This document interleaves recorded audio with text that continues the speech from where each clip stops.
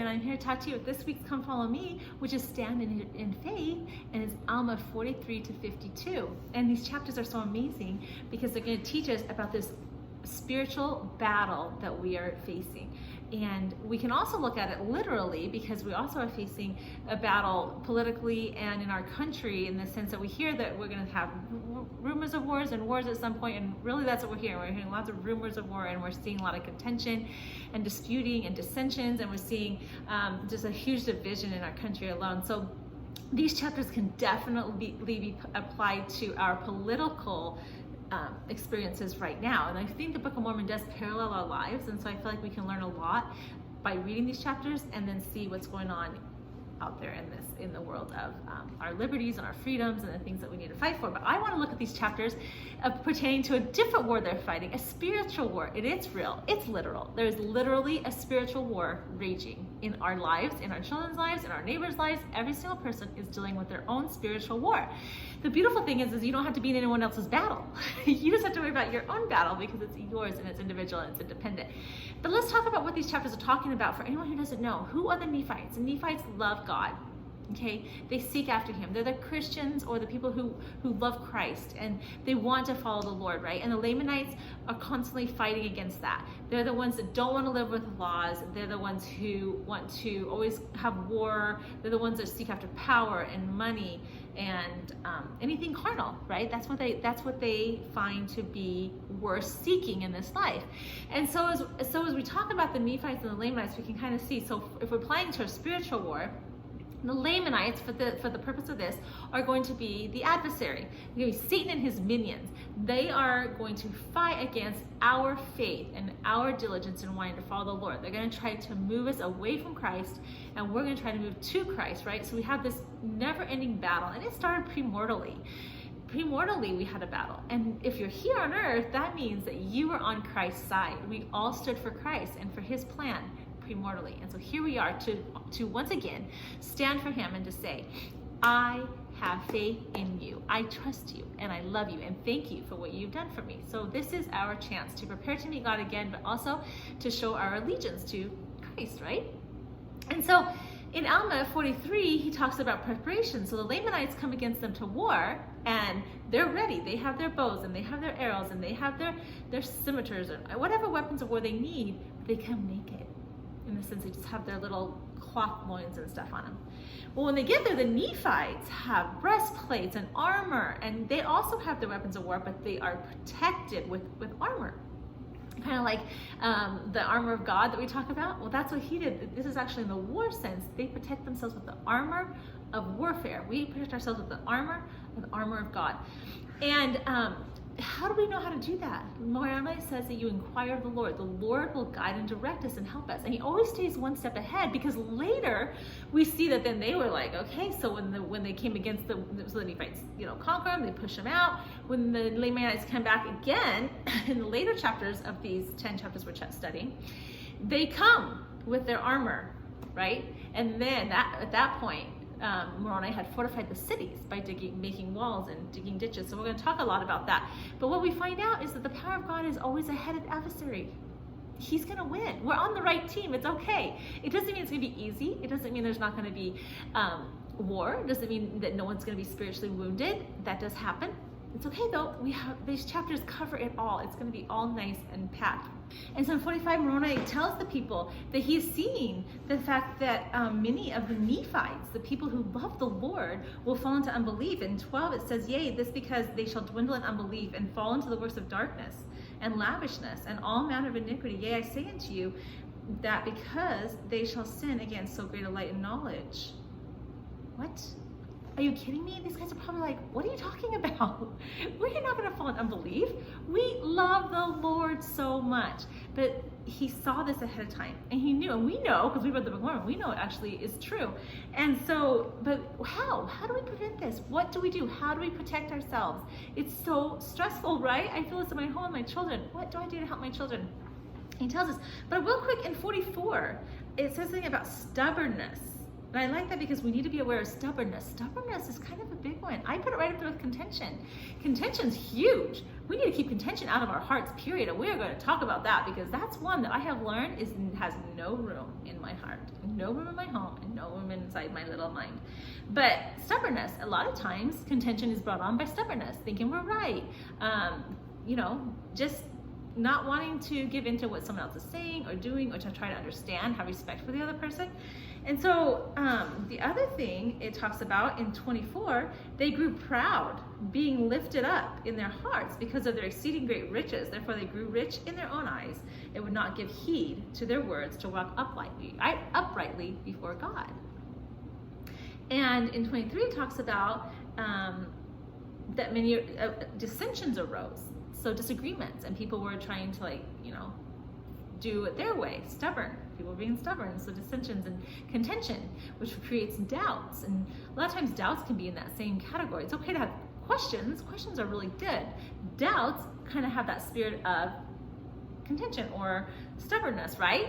So those are the kind of things that Moroni was teaching them about, to say, hey, if we don't want to dwindle in belief, we need to have a heart of unity, a heart of love, a heart of understanding, respect, a teachable heart, a soft heart, one that the Lord can penetrate, that he can give us direction and we will listen, a heart that's willing to accept what the prophet says, even if we don't understand, right? Are these things that can be hard?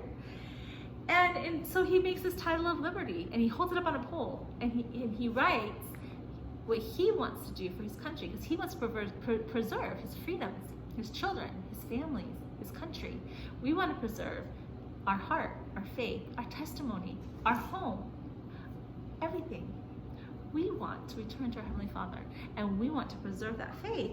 And so when we can make a spiritual title of liberty, to preserve who we are, so that say no to Satan. No, we're not going to give in to your tactics.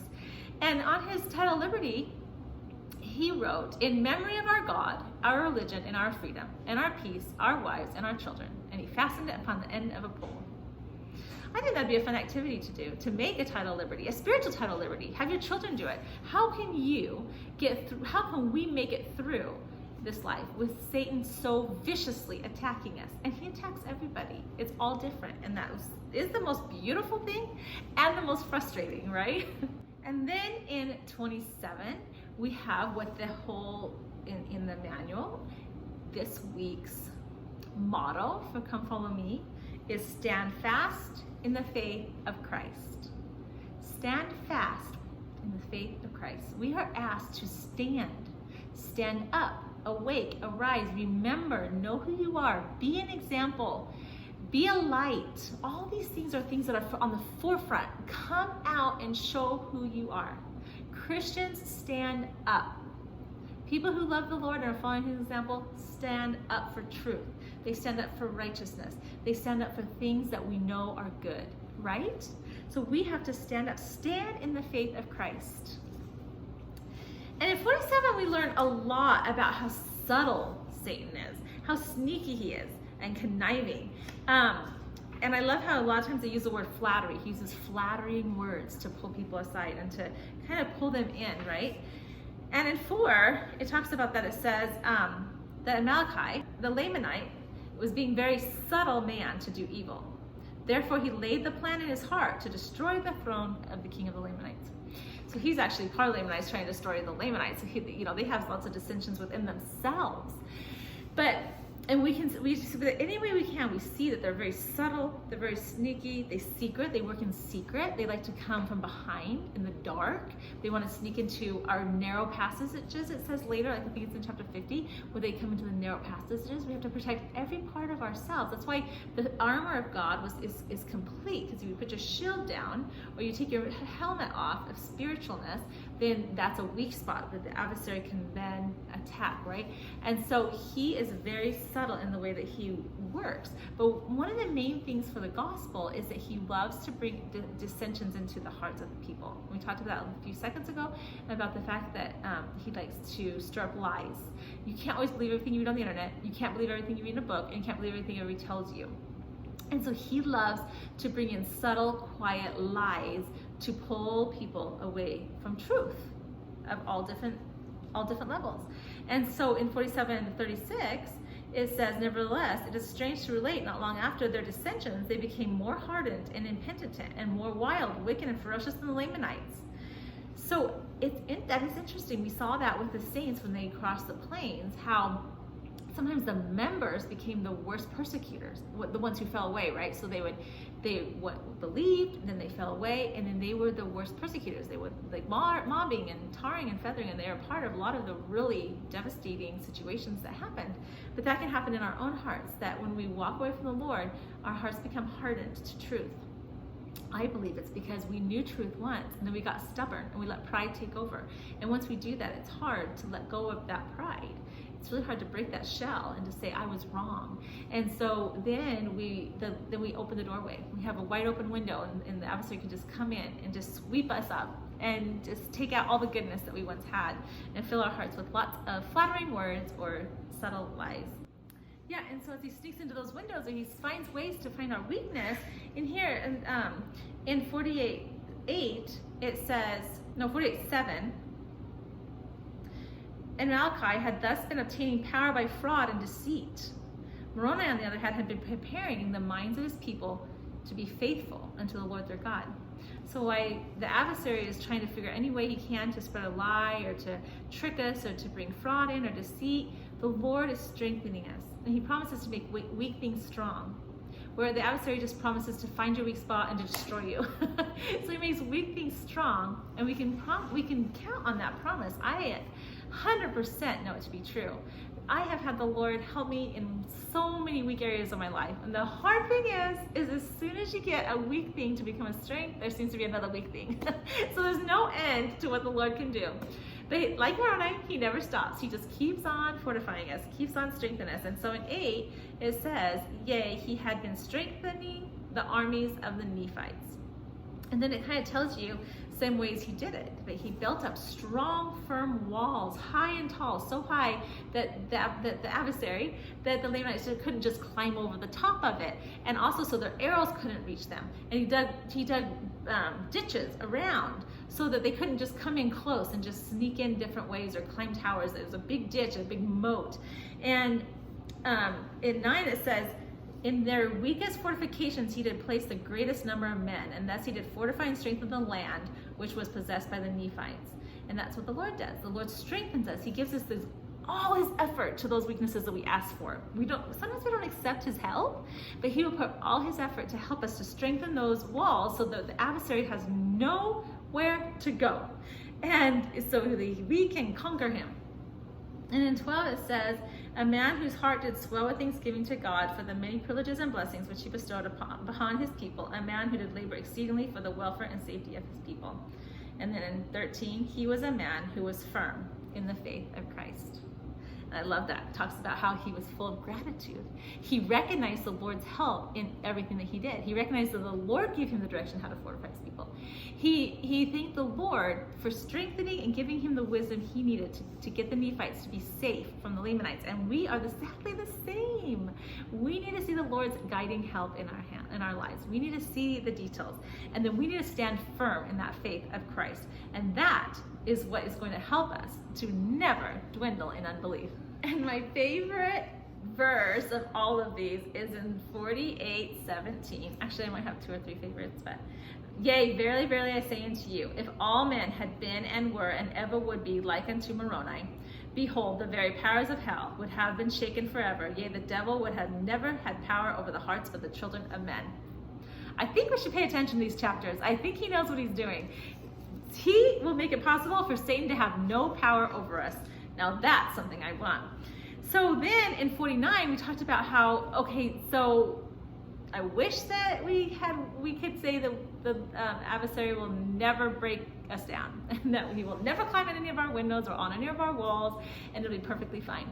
But he does find weak spots, and the Lamanites found weak spots in the Nephite armies, and many times they had destroyed cities, and then when they would come back to fight the Nephites again, they would go back to those cities that were already destroyed, figuring that, well, that will be a weak spot, that will be an easy win, and if we can get as many easy wins in, then we can get more land and more possession, and we'll have more power to be able to then go after the bigger pictures, right?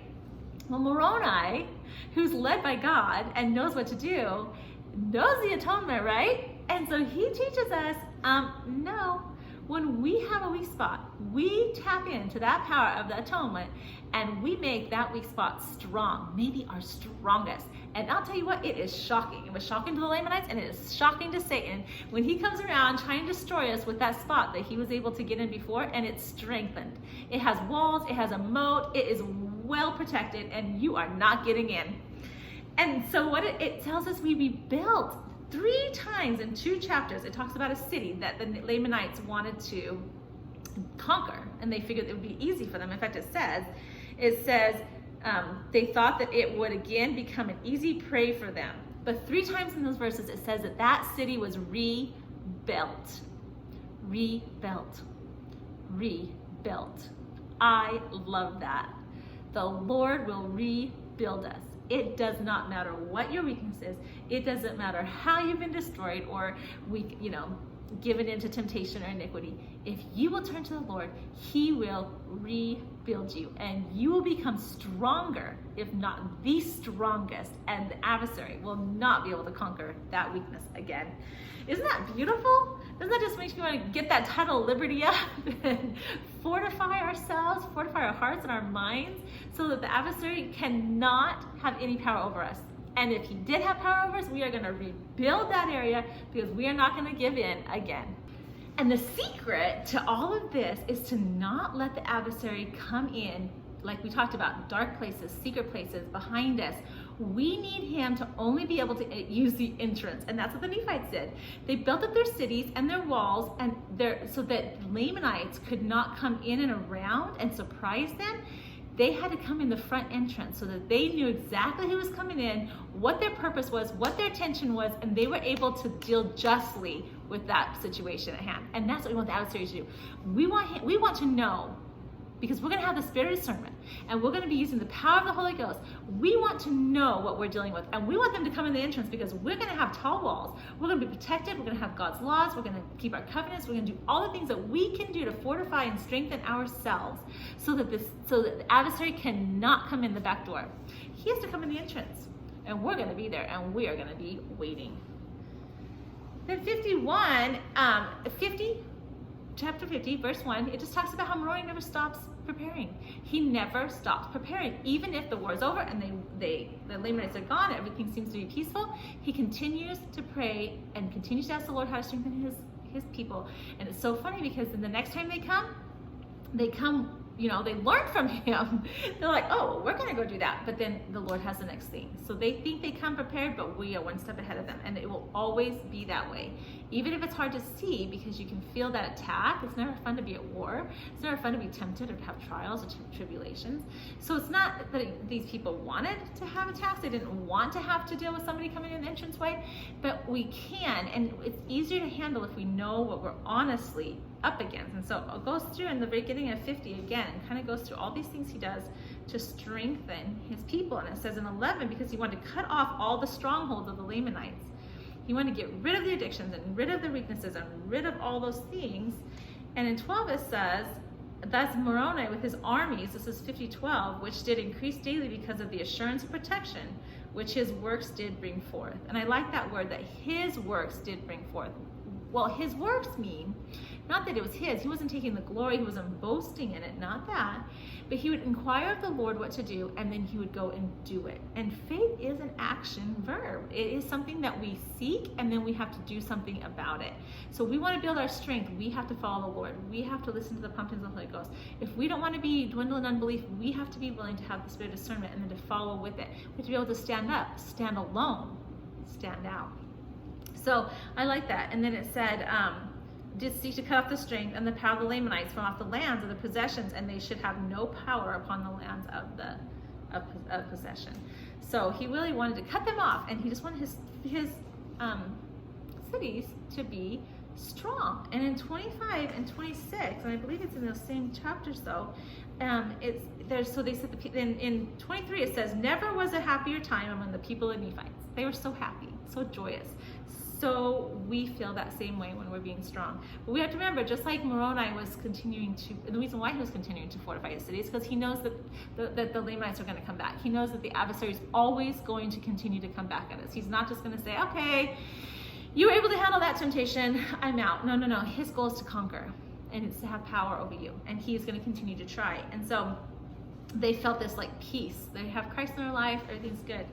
And then there started to be contention again. And in 26, contention is so sneaky. And we're going to talk about that because I'm going to tell you a story I know about contention. But I love this word.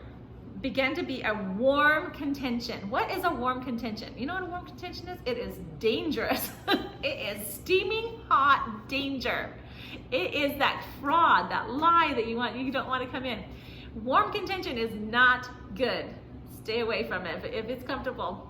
But frogs, you know that story? If you put frogs in a pot of hot water, they jump out. Put them in cold water, they'll stay and they'll go to sleep, and you can heat it up slowly, right, until they sizzle, right, and die. Well, that's what Satan does with us. He does not put us in steaming hot water. He doesn't shock us. He just brings in warm disputations, warm temptations, warm contention.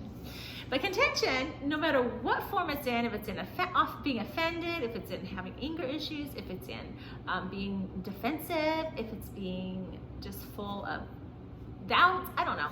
Contention of any sort in your marriage, with your children, with your friends, with your faith, with your neighbors, with your husband, whatever, in every area, is not of the Lord. The Lord says he's not contentious. He says that is not one of my fruits. So we have to seek to not have him. And so one time I was helping a friend figure out how to get rid of her mice, and I started researching it. And I realized that all of the research says if you have mice, you have to find the entrance point and block it off first. That's the absolute most important thing. Block off the entrance point so they can't keep coming in, and then deal with the mice problem. The mice really multiply rapidly, so you need to get on top of it, they said. Does this not sound like contention? Contention is something that seeps in. And you know what? The other things he said is like a mouse can fit in like a dime-sized hole, so it's hard to find the entrance point. Same thing with contention. It's hard to figure out why we seem like we get offended. Why are we so defensive? What's the entrance point? We have to block that off so it can't keep coming in, and then we need to deal with the situations we have at hand. The Lord can help with that. But I love that concept that I found in my mind to help me realize I don't need to have contention. I don't always have to be right, but one thing I want to have is I want to have love. Love is the secret key to following the Lord and helping us get through all this. It's the secret to overcoming the world. Love. Love the Lord thy God with all thy heart, mind, and soul, and love your neighbors like unto yourselves. Love. Love is where we're going to find the way to not dwindle. So 51:2, it does talk about how they thought that maybe a few of the laws should be altered, and we can't alter God's laws. That doesn't work. So don't even try it. And then in 4, it talks about warm dispute. We've got that word warm again. I'm so thankful they put that in there. Warm dispute, not good. But my favorite part of 51 is in verse 36, and it says, his armies should stand in readiness, lest the Lamanites had awakened and should come upon them. We have to stand in readiness. We've been talking about standing up, standing out, stand in readiness. Be always preparing your hearts and your mind and your faith. Be ready to stand up for who you are and who you know the Lord is. And this might seem like an impossible feat, but in 52, we learn that it's not. We learn that we don't need to give up. We learn that with God, everything's possible. And we learn that we can avoid these subtle, sneaky, dark distractions and temptations that the Lord sends us. I hope you guys learned something today, and I'll see you next week.